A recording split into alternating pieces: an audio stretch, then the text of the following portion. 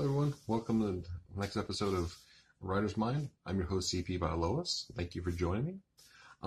One thing is everything we do around us, inspiration, whether it's from our parents or friends, whatever.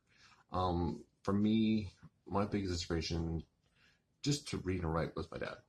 And it's like when I was a kid, we're in school, we're learning to read, and I was bored. I refused to, because let's face it, the cat ran up the hill. You can only read that so many times. It's just, I didn't care. I didn't want to know it. I'm like, this is what was when you need to read stuff you can read. Why bother, right? There's nothing to it. It's crap. You're a kid. I don't know, what the importance of what reading is at the time. Everyone's telling me, and I'm like, but this is what you're having me learn, right? Well, my dad stepped in because my teacher was going crazy. She didn't know what to do. My dad stepped in and he had an ultimate genius move and slap in the face of the teacher where he taught me to read through comics. We went to town's newsstand, comics, magazines, and he grabbed comics, Donald Duck, Uncle Scrooge, Spider-Man, even Tales from the Crypt. Because I'm a horror fan. It works, right? I was watching horror movies all I was going to remember. Pretty much everything, and he sat there and he'd read them to me, and he let me read them. And then he would actually start reading classics like Treasure Island, Robinson Crusoe. And to get me into the books, like if I didn't want to sit there and read kids at high energy, he would actually, we bought a cassette recorder, and he recorded himself reading a chapter each day for me to listen to. And that was like, it's like listening to old radio, but like a TV show, but it kind of got me to like, wow, that's pretty cool.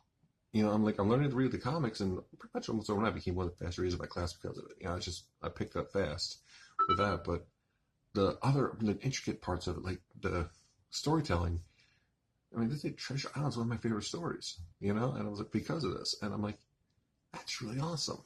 That's cool. That kind of opened my mind to what writing could be, what world is out there for it. It's something I didn't learn in school. It's something the teacher had no way to understand. And as far as that teacher didn't like my dad. She did not like the fact that he taught me to read through comic books. That was a huge insult, which I kind of understand that.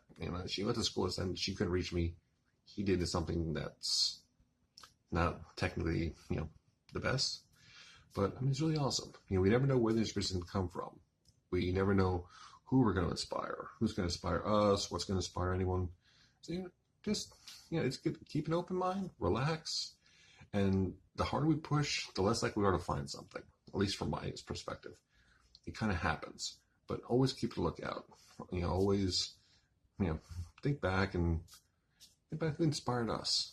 If nothing else, just sit there and give them a thanks every now and then, because someone got us reading, someone got us into writing, so take a second here and there, just think back on it. I'm sure your stories below in the comments if you want. I'd love to hear them.